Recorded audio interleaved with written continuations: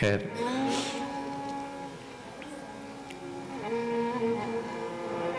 यहाँ सत्संग भवन तो अपना घर है, यहाँ कभी भी बैठ करके हम लोग भगवद वार्ता का सुख ले ही सकते हैं। ठाकुर जी ने आगे जैसी जैसी योजना कर रखी होगी वैसा वैसा हम लोग सुख लेंगे। तो भगवान के विवाह, भगवान के 8 प्रमुख विवाह हुए हैं। भैष्मी, जाम्बवती, भामा, सत्या, भद्रा च लक्ष्मणा, कालिंदी, मित्रविंदा चेत्यष्टो पट्टमहास्त्री। 8 भगवान की मुख्य पटरानियां, जिसमें श्री यमुना जी चतुर्थ पटरानी हैं। अयोध्या के राजा नग्नजित, उनकी कन्या नग्नजिती, वो भी बहुत सुंदरी थी। बड़े बड़े राजकुमार उनके साथ विवाह करना चाहते थे, तो उनके जो पिताजी थे नग्नजिती जी के, उन्होंने 7 हट्टे-कट्टे बैल अपने यहां रख लिए और उनके पिताजी ने कहा कि जो इन 7 बैलों को एक साथ नाथ लेगा, एक ही रस्सी में 7 ही बैलों को, उसके साथ मैं अपनी बेटी का ब्याह करूं, उसके साथ मैं अपनी बेटी का ब्याह करूं। अब बेचारे राजकुमार जो सुंदर राजकुमारी को पाना चाहते आते थे, लेकिन 7 बैलों के आगे क्या टिकते, वो ऐसा सींग में पकड़ पकड़ के उछालते पटकते, कहीं और ब्याह करने जैसे ही नहीं रहते, ऐसी स्थिति खराब कर देते हैं। बेचारा राजा दुखी हो गया, क्या मेरी बेटी कुंवारी रह जाएगी? तब भगवान ने आकर के खाली ध्वनि करते करते, क्योंकि भगवान तो गाय चराए हैं, गायों के बीच में रहे, पक्के ग्वाली हैं, तो उनको पता है कि कैसे बैलों को नाथा जाता है। तो आवाज करते, जो भी मतलब आवाजें होती, वो करते करते 7 ही बैलों के नाक में से रस्सी निकाल दी, एक खून की बूंद नीचे नहीं गिराई। इस प्रकार भगवान का जहां त्रेता में जन्मस्थान अयोध्या था, वहां द्वापर में ठाकुर जी का ससुराल अयोध्या हो गया। श्री महाप्रभु जी जब अयोध्या पहुंचे तो हनुमान जी से मिलना हुआ श्री आचार्य चरण का। तो हनुमान जी ने कहा, आप तो ब्रज के रसिक हैं, आज अयोध्या में कैसे पधारे? तो श्री महाप्रभु जी ने कहा, हमारे ठाकुर जी का ससुराल है, ये जान करके आए। तो श्री महाप्रभु जी ने वहां विराजमान होकर के और हनुमान जी को वाल्मीकि रामायण का सुंदर आस्वादन कराया। तो भगवान का एक विवाह वो हुआ और ऐसे भगवान के 8 प्रधान विवाह हुए। भौमासुर नाम का एक राक्षस था, उसने 16,100 कन्याओं को कैद करके रखा अपने पास और ये सोच के रखा कि मैं इन 16,100 कन्याओं के साथ एक साथ विवाह करूंगा।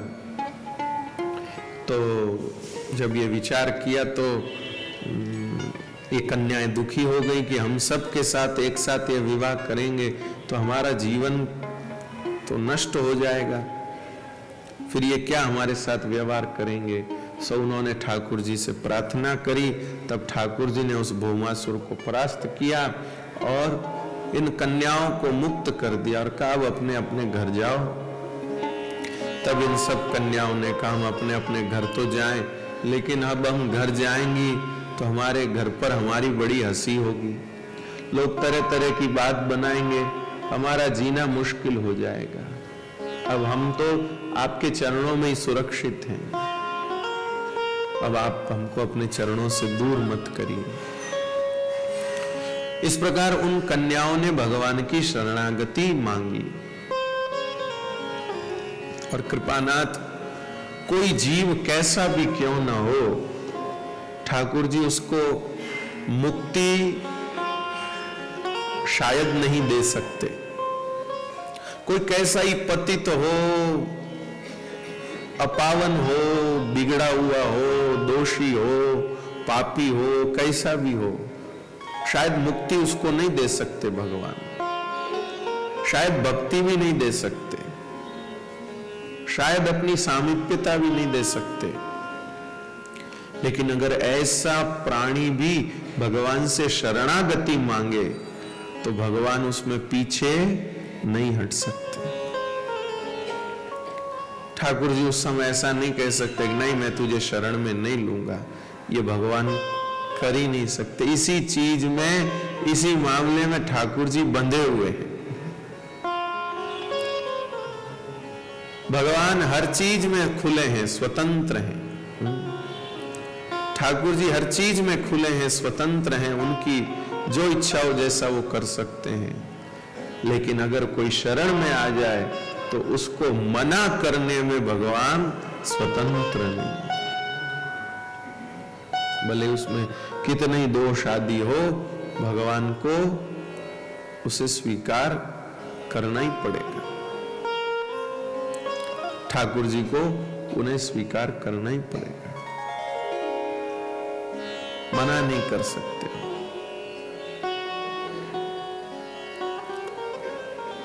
तो इन सब कन्याओं को भगवान ने स्वीकार किया। इन्होंने शरणागति मांगी ठाकुर जी की, तो ठाकुर जी ने इनको शरणागति प्रदान करी। अपने द्वारिका में 16,100 महल बनाए अलग अलग, और जितने महल बनाए उतने ही ठाकुर जी ने अपने रूप भी बनाए। तो किसी भी महल में किसी भी कन्या को ये नहीं लगता कि हमको खाली लाके यहाँ छोड़ दिया है महल में। भगवान उनको समय भी दे रहे हैं, उनसे मुलाकात भी कर रहे हैं। नारद जी के मन में इच्छा हुई कि इतनी बड़ी भगवान की गृहस्थी है, जरा चल के देख के तो आए कि गृहस्थी चलती कैसे, इनकी निपटी कैसे, सब स्त्रियों को समाधान है कि नहीं है। तो श्री नारद जी भगवान की पूरी गृहस्थी देखते हैं, एक एक रानी के महल में जाते हैं और वहां जाके देखते हैं कहीं पर भगवान संध्या वंदन कर रहे हैं, कहीं पर भगवान अपने पोतों को खिला रहे हैं, कहीं पर भगवान अपने बेटों को कुछ सीख दे रहे हैं, कहीं पर भगवान रानियों के साथ बैठ के बातचीत कर रहे हैं। ऐसे जैसे एक गृहस्थ व्यक्ति कैसे अपने घर में सब करता है, बातचीत करता है, हंसी ठिठोली करता है, ऐसे ऐसे सब भगवान करते हैं। और आपको जान के आनंद होगा, श्रीमद् भागवत जी में भगवान के होली खेलने का वर्णन भी जो है वो ब्रज लीला में नहीं है, द्वारिका में होली खेलने का वर्णन है। भगवान ने ब्रज में होली खेली, इसका वर्णन तो अन्य ग्रंथ आदि में है, भागवत जी में ब्रज में होली खेली ऐसा वर्णन नहीं है। नंद महोत्सव में घी की पिचकारियां छोड़ी गई ये वर्णन है। उससे अंदाज होता है कि भाई पिचकारियां शायद होली वाली रखी होगी, तो उसी में घी भर भर के छोड़ा, तो इससे लेकिन भगवान ने ब्रज में होली खेली, ये भागवत जी में नहीं। लेकिन द्वारिकापुरी में भगवान ने होली खेली, इसका वर्णन कृपानाथ भागवत जी में है। भगवान अपनी रानियों को रंग लगाते हैं, रानियां भगवान को रंग लगाती हैं, बहुत आनंद होता है। तो नारद जी ने इस प्रकार भगवान की गृहस्थी को देखा, और देखने के बाद नारद जी ने भगवान की गृहस्थी का सार निकाला कि भगवान की गृहस्थी का सार क्या है। तो नारद जी कहते हैं भगवान की गृहस्थी का सार ये है कि भगवान की जो रानियां हैं वो भगवान की सिर्फ पत्नी बन के नहीं रहती हैं, वो भगवान की भक्ता बन के भी रहती हैं। मतलब सिर्फ पत्नी की तरह भगवान से अधिकार नहीं मांगती है कि हम आपकी पत्नी हैं, इसलिए आप हमारे लिए ऐसा करो, हमारे लिए ऐसा करो। भक्त की तरह भगवान के प्रति समर्पण भी रखती है। ठाकुर जी की भक्त बन के रहती है। और असल में देखा जाए तो ये सब भगवान के भक्त ही तो हैं। अन्य अन्य पुराणों में, ग्रंथों में संदर्भ मिलता है कि भगवान श्री राम जब दंडकारण्य में पधारे, तब दंडकारण्य के जो ऋषि मुनि थे, उन दंडकारण्य के ऋषि मुनियों के मन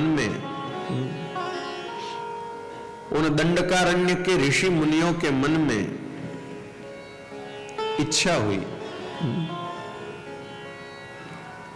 भगवान को जब जानकी जी के साथ देखा, तो जानकी जी के साथ श्री ठाकुर जी को देख करके उन महात्माओं के मन में पाणी ग्रहण की भावना पैदा हो गई। लेकिन कृपानाथ, सुख की बात यही है कि वह पाणी ग्रहण की भावना किसी लौकिक स्त्री के लिए पैदा हो जाती तो वो पतन हो जाता। लेकिन उन दंडकारण्य के ऋषियों के मन में पाणी ग्रहण की भावना किसी लौकिक स्त्री के साथ खुद ब्याह करे इस रूप में नहीं हुई। खुद स्त्री बने और ठाकुर जी पुरुष हो और पाणी ग्रहण हो, ये इच्छा पैदा।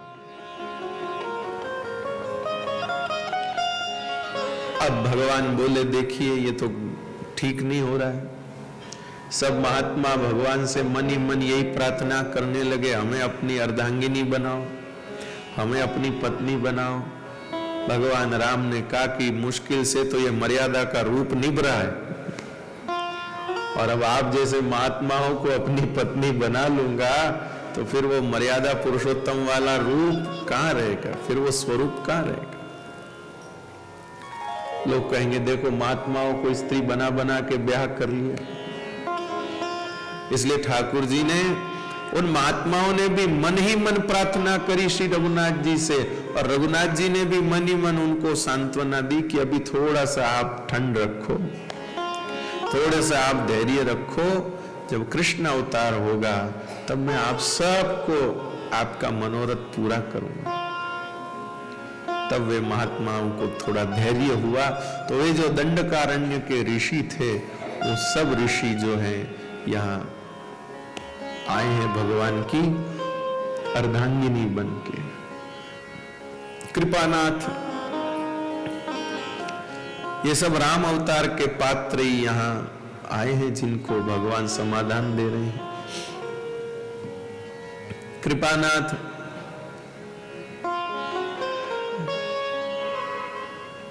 ऐसी भगवान की गृहस्थी है जहां भगवान की रानियां भगवान की भक्ति करती हैं, पत्नी के रूप में सेवा करती हैं और भक्त के रूप में भगवान का ध्यान करती है। ऐसा भगवान का अलौकिक स्वरूप है, ऐसा भगवान का अलौकिक स्वरूप है। कृपानाथ, एक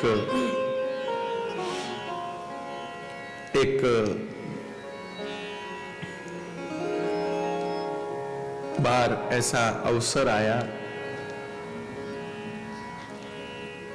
भगवान सभा में विराजमान थे। इंद्रप्रस्थ से राजसू यज्ञ का निमंत्रण भगवान को प्राप्त हुआ,